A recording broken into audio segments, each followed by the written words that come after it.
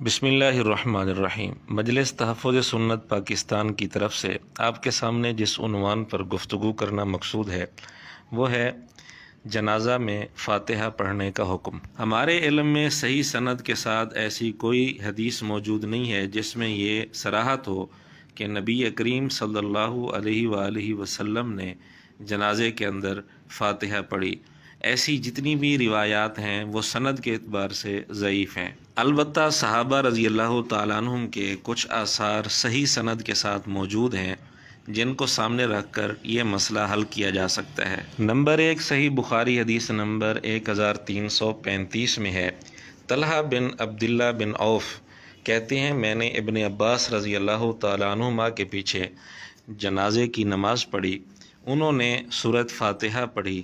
اور فرمایا کہ میں نے یہ عمل اس لیے کیا ہے تاکہ لوگ جان لیں کہ یہ بھی ایک طریقہ ہے۔ اس روایت میں سنت کا جو لفظ موجود ہے یہاں اس کا لغوی معنی مراد ہے، اس کی تفصیل ہم انشاءاللہ آئندہ کریں گے۔ ابن عباس رضی اللہ تعالیٰ عنہ کی یہ روایت جہاں جہاں بھی صحیح سند کے ساتھ موجود ہے وہاں سنت کا لفظ ہے، کہیں بھی اس طرح کے الفاظ نہیں ہیں کہ یہ آقا علیہ الصلاۃ والسلام کی سنت ہے۔ اگر تو ان کے الفاظ یہ ہوتے کہ یہ نبی کریم صلی اللہ علیہ وآلہ وسلم کی سنت ہے تو پھر یہ بات بالکل ثابت ہو جاتی کہ آقا علیہ الصلاۃ والسلام نے جنازے میں سورۃ فاتحہ پڑھی ہے، لیکن اس طرح کے الفاظ نہیں ہیں، صرف سنت کا لفظ ہے، اور عربی میں سنت کا لفظ طریقے کے معنی میں بھی استعمال ہوتا ہے، تو یہ بات بالکل واضح نہ ہوئی۔ بعض لوگ اس لفظ سے یہ سمجھتے ہیں کہ یہاں مراد آقا علیہ الصلاۃ والسلام کا طریقہ ہے، لیکن یہ بات بالکل واضح نہیں ہے، صرف اس کا ایک مفہوم ہے۔ لیکن بہرحال اتنی بات ثابت ہو جاتی ہے کہ ابن عباس رضی اللہ تعالیٰ عنہ نے جنازے میں سورۃ فاتحہ پڑھی۔ دوسری طرف موطا امام مالک میں حدیث نمبر 481 ہے، صحیح سند کے ساتھ روایت موجود ہے، ابن عمر رضی اللہ تعالیٰ عنہ کا عمل ہے کہ وہ نماز جنازہ میں قرآن نہیں پڑھتے تھے۔ اب ایک صحابی کا عمل یہ آ گیا کہ انہوں نے جنازے میں سورۃ فاتحہ پڑھی، اور دوسرے صحابی کا عمل یہ آ گیا کہ وہ جنازے میں قرآن نہیں پڑھتے تھے۔ ایک تیسری روایت وہ بھی موطا امام مالک میں موجود ہے، حدیث نمبر 479، ابو ہریرہ رضی اللہ تعالیٰ عنہ کا فرمان ہے، انہوں نے جنازہ پڑھنے کا طریقہ خود بتایا کہ میں جنازہ کس طرح پڑھتا ہوں۔ فرمانے لگے کبر تو میں اللہ اکبر کہتا ہوں، وحمدت اللہ اور اللہ کی حمد کرتا ہوں، وصلیت علی نبیہ اور اللہ کے نبی صلی اللہ علیہ وآلہ وسلم پر درود پڑھتا ہوں، اور فرمایا کہ پھر میں دعا کرتا ہوں، اور وہ آگے دعا بتائی۔ تو ابو ہریرہ رضی اللہ تعالیٰ عنہ نے یہ تفصیل کر دی کہ جنازہ پڑھنے کا طریقہ یہ ہے کہ تکبیر کے بعد اللہ کی حمد کی جائے، پھر درود پڑھا جائے، پھر دعا پڑھی جائے۔ ان تینوں روایات کو سامنے رکھا جائے تو نتیجہ یہ نکلتا ہے کہ اصل مقصود اللہ رب العزت کی حمد ہے، کیونکہ جنازے میں اصل مقصود میت کے لیے دعا ہے، اور دعا کے آداب میں سے ہے کہ سب سے پہلے اللہ کی حمد کی جائے، پھر آقا علیہ الصلاۃ والسلام پر درود پڑھا جائے، پھر دعا کی جائے، اور دعا کا یہ ادب خود نبی پاک صلی اللہ علیہ وآلہ وسلم نے بتایا ہے۔ تو اس حقیقت کو سامنے رکھ کر یہ بات واضح ہوتی ہے کہ جب مقصود دعا ہے اور دعا سے پہلے اللہ کی حمد کرنی ہے اور درود پڑھنا ہے، اور حمد جن الفاظ کے ساتھ بھی کر لی جائے دعا کا ادب پورا ہو جائے گا اور وہ تقاضا پورا ہو جائے گا۔ اب ہمارے سامنے ایک طرف ابن عمر رضی اللہ تعالیٰ عنہ کا عمل ہے کہ وہ قرآن نہیں پڑھتے تھے جنازے میں، ایک طرف ابن عباس رضی اللہ تعالیٰ عنہ کا عمل ہے کہ انہوں نے جنازے میں فاتحہ پڑھی، اور ایک طرف ابو ہریرہ رضی اللہ تعالیٰ عنہ کا فرمان ہے کہ جنازے کے اندر تکبیر کے بعد حمد کی جائے، پھر درود پڑھا جائے، پھر دعا کی جائے۔ ان تینوں کو سامنے رکھ کر ہم نے تطبیق دی علماء احناف نے کہ جنازے میں سورہ فاتحہ اگر حمد کی نیت سے پڑھی جائے تو یہ جائز ہے، کیونکہ اس میں ابو ہریرہ رضی اللہ تعالیٰ عنہ کی مخالفت بھی نہیں ہوگی، ابن عمر رضی اللہ تعالیٰ عنہ کی مخالفت بھی نہیں ہوگی، کیونکہ ہم سورۃ فاتحہ قرآن کے طور پر نہیں پڑھ رہے ہیں۔ یہ ایسے ہے جیسے نماز کے آخر میں رب اجعلنی مقیم الصلاۃ ومن ذریتی، یہ جو آیات پڑھی جاتی ہیں بطور قرآن کے نہیں پڑھی جاتی، کیونکہ اس حالت میں قرآن کریم کی تلاوت درست نہیں ہے، یعنی نماز کے اندر قعدے کی حالت میں، تشہد کی حالت میں۔ تو بطور قرآن کے یہ آیات نہیں پڑھی جاتی بلکہ بطور دعا کے پڑھی جاتی ہیں۔ تو جب نیت بدل جائے تو حکم بھی بدل جاتا ہے، اس لیے سورۃ فاتحہ اگر تلاوت اور قرات کی نیت سے نہ پڑھی جائے بلکہ حمد کی نیت سے پڑھی جائے تو ابن عمر رضی اللہ تعالیٰ عنہ کی مخالفت بھی نہیں ہوگی، اور ابن عباس رضی اللہ تعالیٰ عنہ کی مخالفت تو ویسے نہیں ہوگی۔ اور اگر سورۃ فاتحہ تلاوت اور قرات کی نیت سے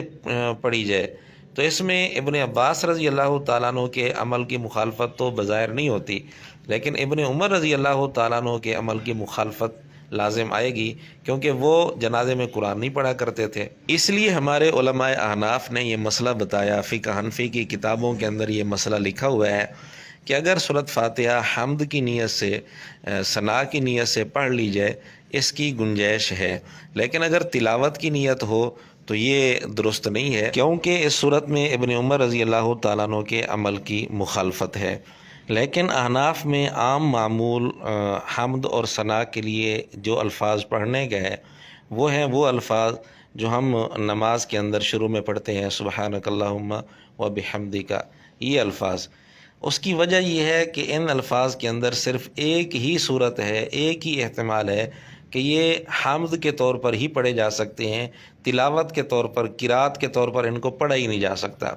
اور سورۃ فاتحہ کے اندر دونوں حیثیتیں ہو سکتی ہیں۔ اب چونکہ عام طور پر لوگ فرق نہیں کرتے اور اس فرق کو نہیں سمجھتے، اس لیے عام طور پر ہمارے ہاں معمول ایسے الفاظ پڑھنے کے ہیں جن میں صرف حمد کا ہی احتمال ہو، قرات کا، تلاوت کا احتمال ہو ہی نہ۔ ہاں البتہ اگر کوئی سمجھدار آدمی ہے، اس فرق کو سمجھتا ہے اور وہ یہ فرق کر لے، حمد اور ثنا کے طور پر سورۃ فاتحہ پڑھ لے تو اس کی اجازت موجود ہے۔ یہ بات آپ کے سامنے عرض کی جا چکی ہے کہ مختلف روایات کی روشنی میں علماء احناف نے یہ نتیجہ نکالا کہ سورہ فاتحہ بطور حمد اور ثنا کے نماز جنازہ کے اندر پڑھی جائے تو اس کی اجازت ہے اور یہ جائز ہے، اس کی گنجائش ہے۔ لیکن چونکہ ایک عام آدمی فرق نہیں کر سکتا کہ بطور تلاوت کے اس کو پڑھنا ہے یا بطور حمد کے پڑھنا ہے، اس لیے عموماً ہمارے ہاں وہ الفاظ پڑھے جاتے ہیں جن میں صرف حمد کی حیثیت ہی ہو سکتی ہے، تلاوت اور قرات کی حیثیت نہیں ہو سکتی، یعنی سبحانک اللہم و بحمدک یہ الفاظ۔ لیکن بعض لوگوں نے اس میں شدت اختیار کی اور وہ کہنے لگے کہ جنازے میں سورۃ فاتحہ فرض ہے اور اس کے بغیر جنازہ ہوتا ہی نہیں، اور اس کی دلیل میں وہ ابن عباس رضی اللہ تعالیٰ عنہ والی روایت پیش کرتے ہیں جو پہلے حصے میں آپ کے سامنے پیش ہو چکی ہے،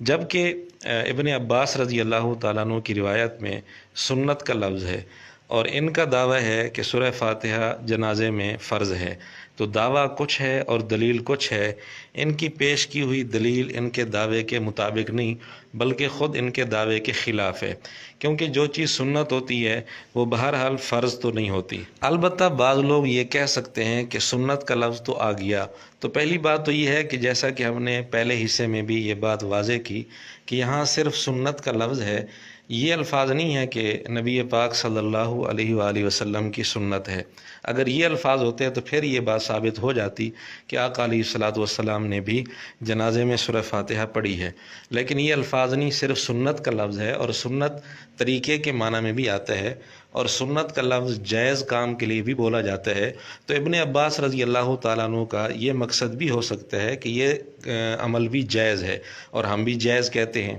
ہو سکتا ہے بعض بھائیوں کو یہ بات سمجھنے میں دشواری ہو، تو ان کے سامنے ہم ایک زبردست مثال پیش کرتے ہیں کہ غیر مقلدین جو اس سلسلے میں شدت اختیار کرتے ہیں اور جنازے میں سورۃ فاتحہ کو فرض قرار دیتے ہیں، وہ بھی اس مثال سے مطمئن ہو جائیں گے اگر ان کی نیت سمجھنے کی ہوگی تو۔ وہ مثال یہ ہے کہ صحیح مسلم حدیث نمبر 1198 ہے،